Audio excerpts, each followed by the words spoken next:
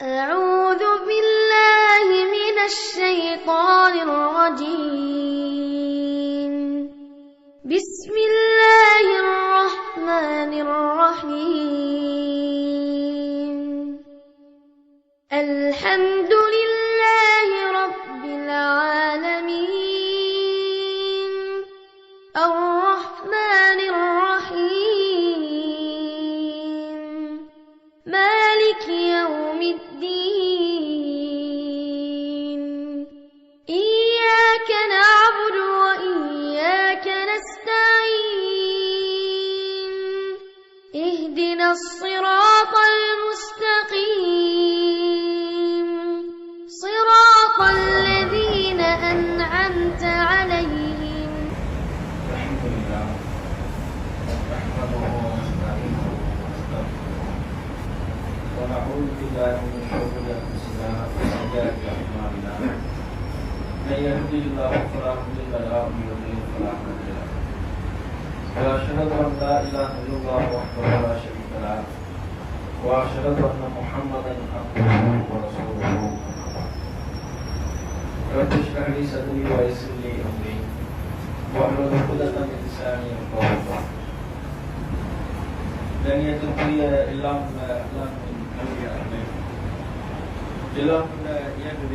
அருள் நம்மை நல்வழிப்படுத்த வந்த நபிகள் நாயகம் ஸல்லல்லாஹு அலைஹி வஸல்லம் அவர்கள் மீதும் அவர்கள் வழி நடந்த அனைத்து நல்லோர் மீதும் உம்மாவினுடைய வணக்க வழிபாட்டை நிறைவேற்றுவதற்காக இங்கே அமர்ந்திருக்கும் நம் அனைவரும் மீதும் நன்றி.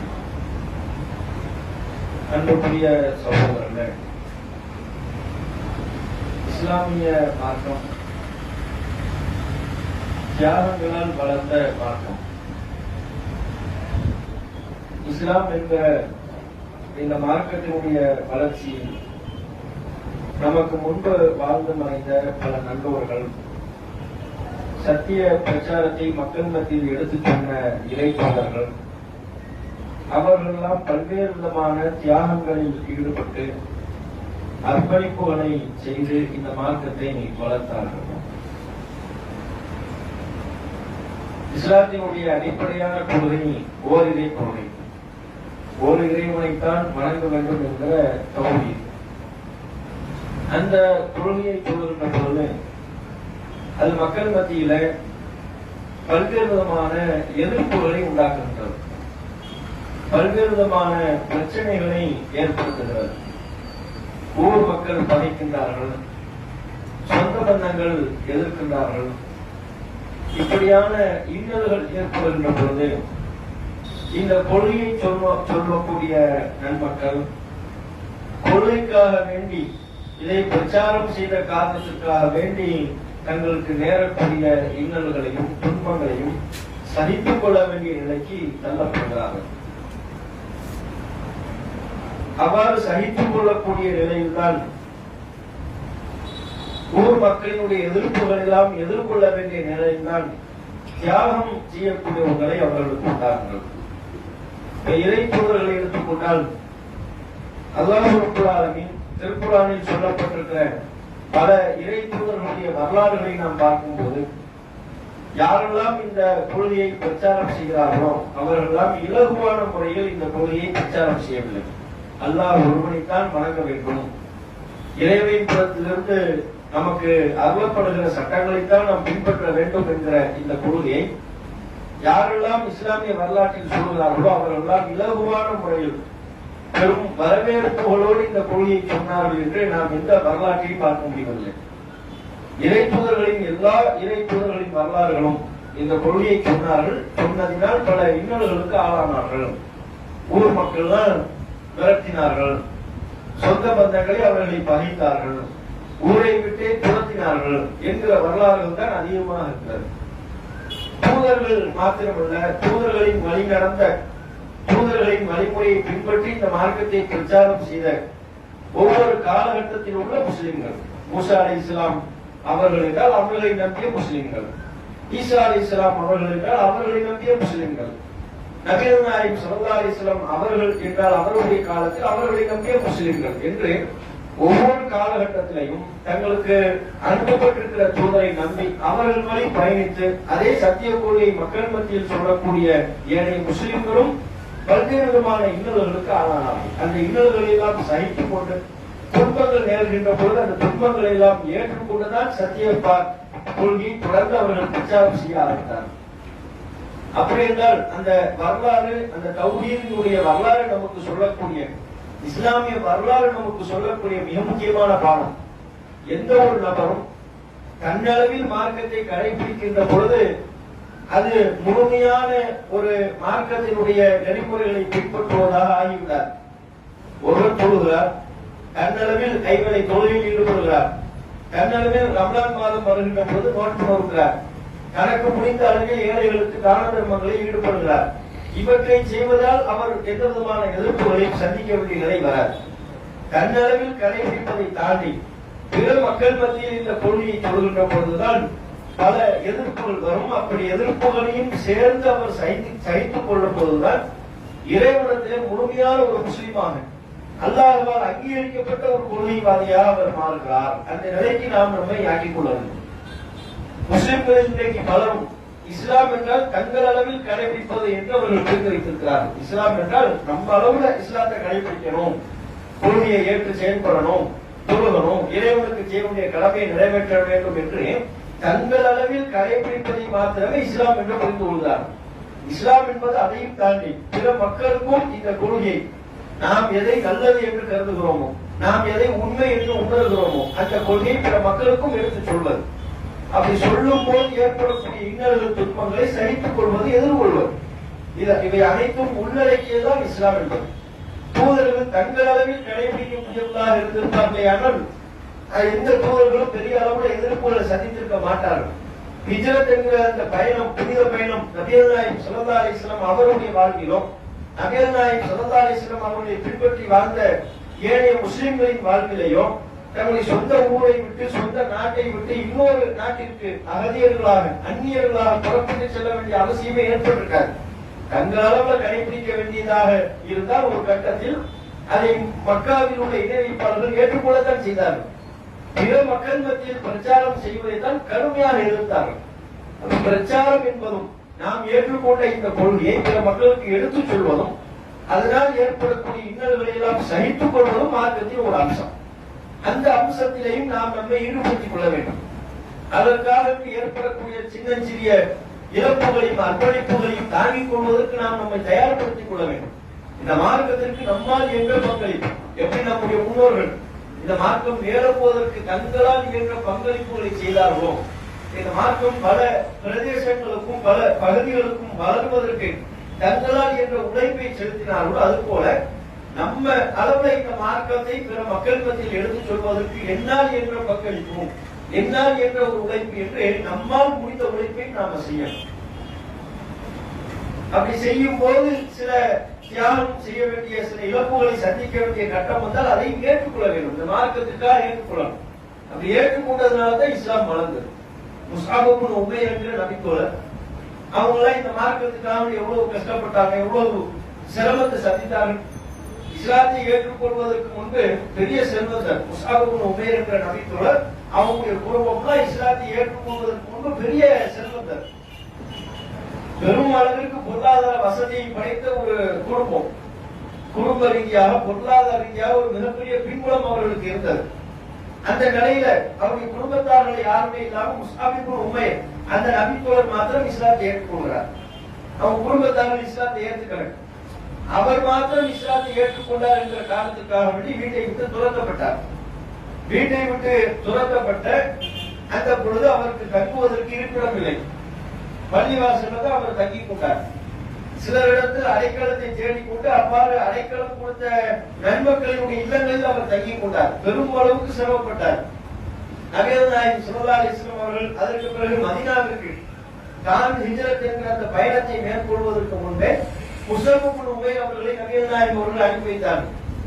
முஸ்அப் இப்னு உமைர் ரசூலுல்லாஹ்வுக்கு முன்பாகவே மதீனாவுக்கு போன நபித்தோழர் முஸ்அப் இப்னு உமைர் அவர்கள் அங்க மதீனாவுக்கு போய் அங்க பிரச்சாரம் செய்து அங்கு பல்வேறு விதமான எதிர்ப்புகள், முனாஃபிகீன்கள், நயவஞ்சர்களின் புறத்திலிருந்து ஏற்பட்டதற்கு பிறகும் அதையெல்லாம் கலைத்து பல மக்கள் மத்தியில் இந்த மார்க்கத்தை சொன்னவர்கள் முஸ்தபா அவர்கள். அப்ப ஒரு கட்டத்தில் அதுக்கப்புறம் தான் ரசூலுல்லாஹ் மதீனாவுக்கு போனாங்க. முஸ்தபா அவர்கள் ஒரு கட்டத்தில் மரணிக்கிறார்கள். இந்த மார்க்கத்துக்காகவே பாடுபட்டு மார்க்கத்துக்காகவே பிரச்சாரம் செய்து மரணிக்கிறாங்க. அவர்கிட்ட எந்த விதமான சொத்தும் இல்லை, சுகபோகங்கள் கிடையாது. அடக்கம் செய்வதற்கு அவருக்கு போதிய ஆடை கூட இல்லாத நிலையில் தான் மரணித்தார்கள். அடக்கம் செய்வதற்கு கூட ஆடை இல்லை. அப்துல் ரஹ்மான் இப்னு அவுஃப் என்று நபித்தவர் அந்த சஹாபி ஒரு நாள் நோன்பு வைத்துக் கொண்டு இருக்கிறார். அவருக்கு நோன்பு திறப்பதற்கான உணவு வழங்கப்படுகின்றது. அந்த உணவை பார்த்துவிட்டு சொல்கிறார்கள், அல்லாஹ் எங்களுக்கு தான் நிறைய செல்வத்தை கொடுத்துட்டான், இந்த உலகத்தில் பல இன்பங்கள் அல்லாஹ் எங்களுக்கு வாரி இறைத்து விட்டான். ஆனால் எங்களுடைய தோழர்கள், எங்களுக்கு முன்பு மறைத்த எங்களுடைய பல தோழர்களுக்கு அல்லாஹ் இந்த இன்பத்தை கொடுக்கவில்லை. அதுல ஒருவர் தான் முஸ்தபா அவர்கள். அவர்தான் இந்த இன்பத்தை அனுபவிக்கல, இவ்வளவு சுகபோகமான வாழ்வை வாழவில்லை. எனக்கு வழங்கப்பட்டிருக்கிற இந்த உணவுகளில் பலவற்றை அவர் தம்முடைய கண்ணால் கூட பார்த்ததில்லை. யார்? முஸ்தபா அவர்கள். இந்த சுகபோகம், இந்த இன்பம் தான் அவங்களுக்கு வழங்கப்படல அப்படின்னு சொல்லிட்டு அழுது கொண்டே அப்துல் ரஹ்மான் இப்னு அவுஃப் குறிப்பிடுறாங்க. அவர் மரணித்த பொழுது அவரை அடக்கம் செய்வதற்கு கூட ஆடை இல்லை. ஒரே ஒரு போர்வை, ஒரு மேலாடை போட்டு கொண்டு இருந்தார். அந்த மேலாடை கூட முழுவதுமாக அவருடைய உடலை மறைப்பதற்கு போதவில்லை. தலையை மறைத்தால் கால் தெரிகிறது, காலம் மறைச்சோம்னா தலை தெரியுது. ஃபுல்லா ஒரு உடம்ப கவர் பண்ண கூட முடியல. கடைசியில சில புற்கள் இருந்தது, அந்த புல்லை எல்லாம் பறிச்சுட்டு அவருடைய தலையை மறைச்சோம், அவருடைய கால் பகுதியை மறைத்து அடக்கம் பண்ணோம். இன்னைக்கு உள்ள காலகட்டத்தில் எந்த ஒருவருக்காக இப்படிப்பட்ட ஒரு நிலை ஏற்பட்டிருக்கிறார்? கபன் பண்றதுக்கு ஆடை இல்லை என்கிற ஒரு நிலை எந்த முஸ்லிமுக்கும் உலகத்தில் ஏற்படுவது கிடையாது. ஆனால் நமக்கு முன்பு வாழ்ந்து மறைத்த முஸ்அப் இப்னு உமைர் என்கிற நபித்தோழருக்கு ஏற்பட்டிருக்கிறது. காரணம் இந்த மார்க்கம். மார்க்கத்துக்காக அவர்கள் செய்த உழைப்பு, மார்க்க பிரச்சாரத்தில் தங்களை ஈடுபடுத்திக் கொண்ட காரணத்தினால் அவர்கள் சுகபோகமான ஒரு வாழ்வை துறந்து விட்டு இந்த மார்க்கத்தில் இணைந்த காரணத்தினால்தான் இவ்வளவு சிரமம், இவ்வளவு கஷ்டம். அப்படி இருந்தும் அவர்கள் அதையெல்லாம் பொருட்படுத்தாம இந்த மார்க்கத்தில் நிலைத்து நின்று இதை மக்கள் மத்தியில் தான் ஏற்றுக்கொண்ட சத்தியத்தை பிற மக்களுக்கும் சொல்ல வேண்டும் என்பது அவ்வளவு துடிப்பார்களா, தீர்த்தார்களா இல்லையா? அதே போலதான் அனஸ் பின் நதுர் என்கிற நபித்தோழர், அவங்க பத்ர் போர்க்களத்துல கலந்து கொள்ளல.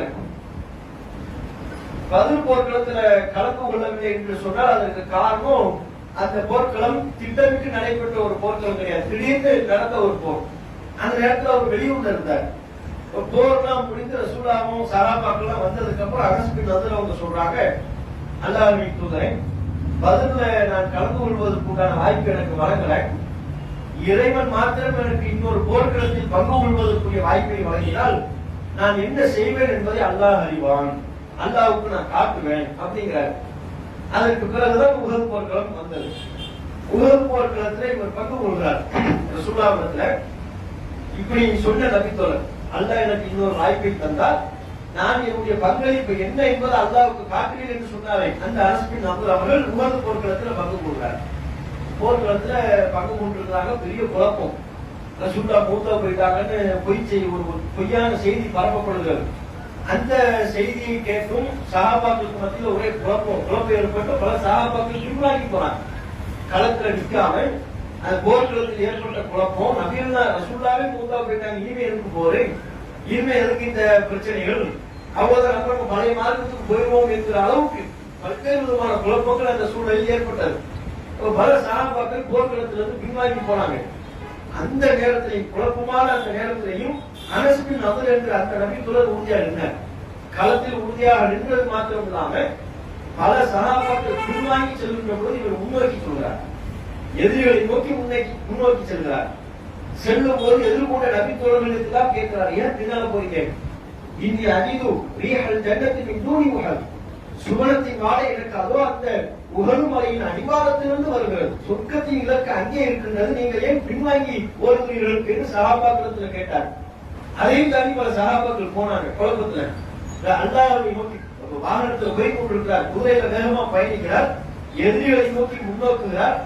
அப்படி முன்னேறி செல்லக்கூடிய நிலையிலையும் சஹாபாக்கள் சிலர் பின்வாங்கி ஓடுறதை பார்த்துட்டு அல்லாஹ் சொல்றார், இறைவாள், இவர்கள் என்னுடைய கொள்கை சகோதரர் அறியாமல் பின்வாங்கி செல்கிறார்கள், இவர்களின் சார்பாக நான் உங்களிடத்தில் மன்னிப்பு கோருகிறேன் என்று சொல்லியவர்களாகவே களத்தில் எதிரிகளை நோக்கி செல்கிறார். இறுதியில் கொல்லப்படுகிறார். கொல்லப்பட்ட அவருடைய உடல் கூட கிடைக்க முடியாத அளவுக்கு பல பாகங்களாக சிதறி அவருடைய முகத்தை வைத்து கூட அடையாளம் கண்டுகொள்ள முடியவில்லை என்கிற அளவுக்கு அவருடைய ஒரு சுண்டு விரலை வைத்துதான் அவருடைய சகோதரி அடையாளம் கண்டார்கள் என்று சொல்லக்கூடிய அளவுக்கு சிதைக்கப்பட்டார்கள். பல களத்தில் பல சகாபாக்கள் பின்வாங்கி வருகின்ற பொழுது கூட நான் முன்னேற்றி செல்வேன் என்று சொன்னார்களே, எதற்காக வேண்டி? இந்த மார்க்கத்திற்காக இல்லையா? மக்களை பாதுகாக்கக்கூடிய ஒரு போரில், மக்களை பாதுகாக்கக்கூடிய போரில் அதற்காக வேண்டி தம்முடைய உயிரையும் அர்ப்பணிப்பதற்காக வேண்டி வந்த ஒரு போர் வீரராக அனஸ் பின் நதர் அவர்கள் செயல்பட்டிருக்கிறார்களே. காரணம், இந்த மார்க்கத்துக்கு என்ன என்ற பங்களிப்பு செய்யும். அதுதான் காரணம். இப்படி ஒவ்வொரு கட்டம் அதுக்காக மற்றவங்க கூட வரணுங்கிறதுல அவங்க எதிர்பார்க்கல.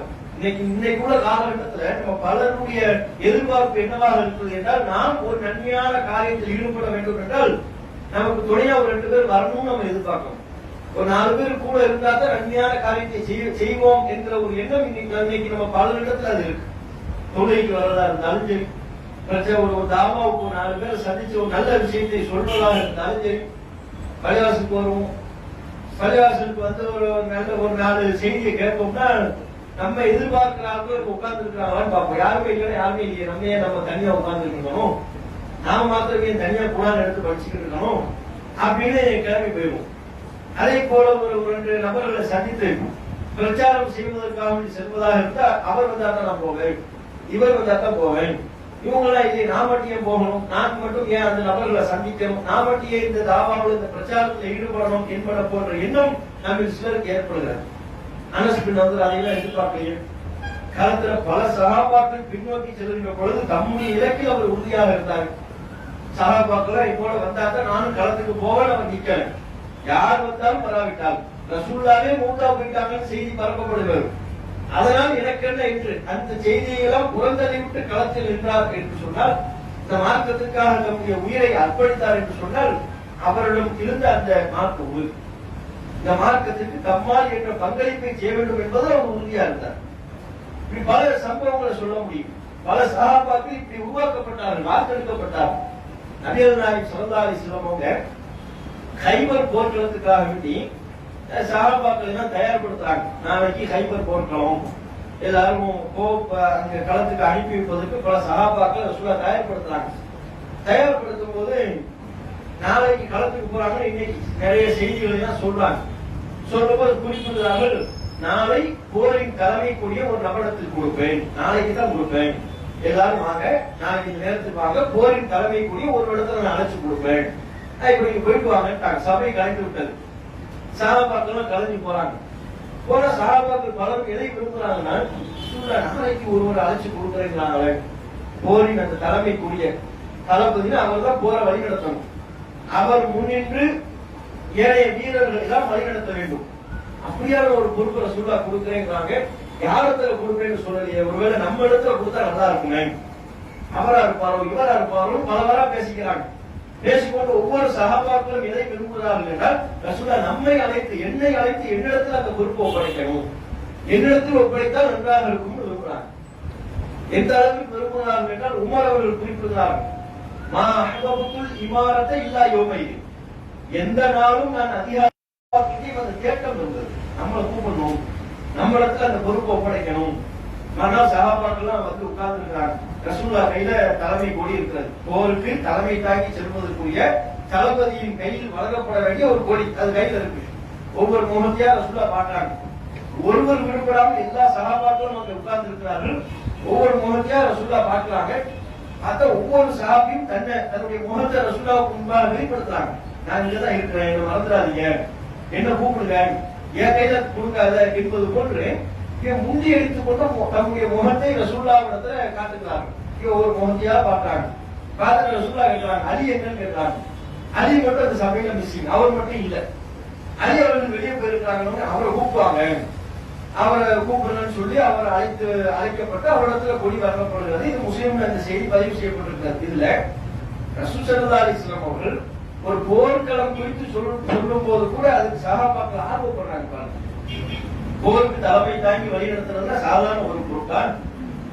அவங்கதான் வியூகம் வகுக்கணும், ஏனைய வீரர்களை வழிநடத்தணும், பல்வேறு விதமான நெறிமுறைகளை சொல்லணும். தளபதி என்று சொன்னால் அவர் தான் எதிரிகளால் முதலாவதாக குறிவைக்கப்படுவார்.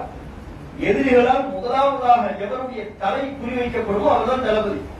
அப்படிப்பட்ட பொறுப்பு குறித்து ரசூலுல்லாஹ் சொல்லும் போது கூட அதை தன்னிடத்தில் வழங்கப்பட வேண்டும் என்று சஹாபாக்கள் விரும்பினார்கள். எதுக்காக வேண்டி? இந்த மார்க்கத்திற்கு தன்னால் என்ற பங்களிப்பை செய்யணும் என்பது. எல்லா சஹாபாக்களும் தவறாம அந்த சபையில் வந்து அமர்வதும் அன்று இரவு முழுக்க என்னிடத்தில் வழங்கப்பட வேண்டும் என்று விரும்புவது எதற்காக? இன்னைக்கு நம்மிடத்தில் அப்படியே நாளும் இருக்காரு. முன்னோட்ட பள்ளியாசிரம் ஒரு அறிவிப்பு செய்யும், லுகருக்கு ஒரு அறிவிப்பு செய்யும். நீங்க இன்ஷா அல்லாஹ் இன்னைக்கு மகரிப்புக்கு தவறாம எல்லாரும் வந்துருங்க, பள்ளிவாசல்கள் கூட்டி போயிருக்கணும் அப்படின்னு ஒரு அறிவிப்பு செய்யணும்னா எல்லாரும் தவறாம வந்துருவோம். அந்த சபையில் ஒரு 500 பேர் உட்கார்ந்து இருந்தாங்கன்னா 500 ஒரு 450 கேஸ் என்ன நினைப்போம்? நல்ல வேலை லுகத்தையே சொன்னாங்க, மகரிப்பு தானே கிளீனிங் பண்ற வேலை, எஸ்கேப் ஆயிட வேண்டியதுதான். மகரிப்பு வந்தோம்னா நம்ம லாக் பண்ணிடுவாங்க, பள்ளிவாசல் கூட்டு அங்க தண்ணியை ஊத்து இதை கழுவு, இதுக்கு நமக்கு இதுவா வேலை. அங்க என்ன செய்யறது? மகரிப்புக்கு இந்த பக்கம் அசருக்கே வரக்கூடாது. அப்ப வந்தா மகரிப்பு, அசருக்கு வர வேண்டியதுல மகரிப்பு வர வேண்டியதுல இஷாவுக்கு வந்தா போதும். மகரிப்பு நேர மர்கஸுக்கு போயிருவோம், நேர பள்ளிவாசலுக்கு போயிருவோம். அதனால நல்லா. அதே மாதிரி ஒரு அறிவு பண்ணுவோம், இன்ஷா அல்லாஹ் எல்லாரும் தவறாம மகரிப்பு வாங்க, தனிநபர் சந்திப்பு ஒரு வெளியே போய் 2-3 நபர்களை சந்திச்சு தாவா பண்ணுவோம். அப்படினால நம்முடைய நிலைமை என்னவா இருக்கும்? நல்ல வேலை சொன்னாங்க, இப்பவே சொன்னாங்க, மகரிப்பு நம்ம வந்து கீழே வேற ஏதாவது கீழே போய் தொழுதுவோம், வேற ஏதாவது பிரயாசத்துல போய் தொழுவோம், இங்க வந்து நம்ம லாக் ஆயிடுவோம். இதுதான் நம்ம நிலை. ஒரு பணி குறித்து முன்பே சொல்லப்பட்டு விட்டால் அந்த பணியை ஏற்றுக்கொள்வதற்கு, அந்த பணியில் பங்கெடுப்பதற்கு நம்ம எத்தனை பேர் தயாராகும்?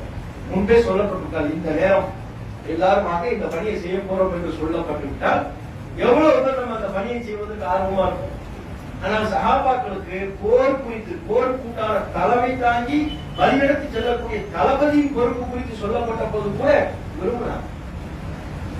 நான் வருவேன், எனக்கு வழங்கணும் என்று சஹாபாக்கள் விரும்பியதற்கு உண்டான காரணம் பொறுப்பின் மீதான மோகம் அல்ல, இந்த மார்க்கத்திற்கு நம்மால் என்ற பங்களிப்பை செய்ய வேண்டும் என்று ஆகும். குர்ஆன்ல அல்லாஹ் ஒரு வரலாறு சொல்கிறார். குர்ஆன்ல அல்லாஹ் சஹாபாக்கள் தொடர்புடைய ஒரு வரலாறு சொல்றார். இதே மாதிரி ஒரு போர்க்களத்துக்காக வேண்டி ரசூல் ஸல்லல்லாஹு அலைஹி வஸல்லம் அவங்க சஹாபாக்கள் அனுப்பி வைக்கிறாங்க. வாகனம் ஒவ்வொருத்தவங்களும் சொந்த வாகனத்துல வந்தவங்கள சொந்த வாகனத்துல அனுப்பி வைக்கிறாங்க. நீங்க எல்லாம் போர் வீரர்கள் வாங்கன்னு.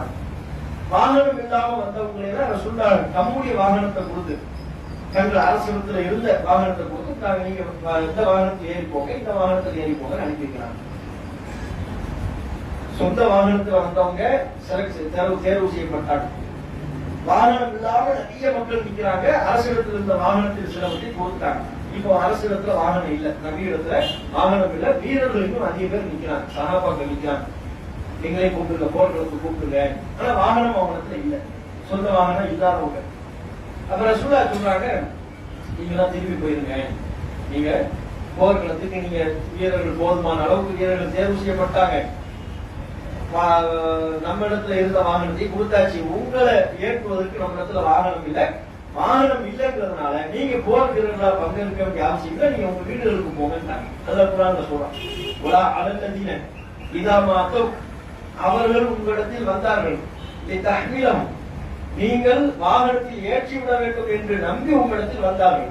குல்த லா அஜிது மா அஹ்மிலுக்கும் அலைஹி, உங்களை ஏற்றி விடுவதற்கு என்னிடத்தில் வாகனம் இல்லை என்று நீங்க சொன்னீர்கள். வாகனம்னா என்ன, நீங்க போங்க அப்படின்னு சொன்னீங்க.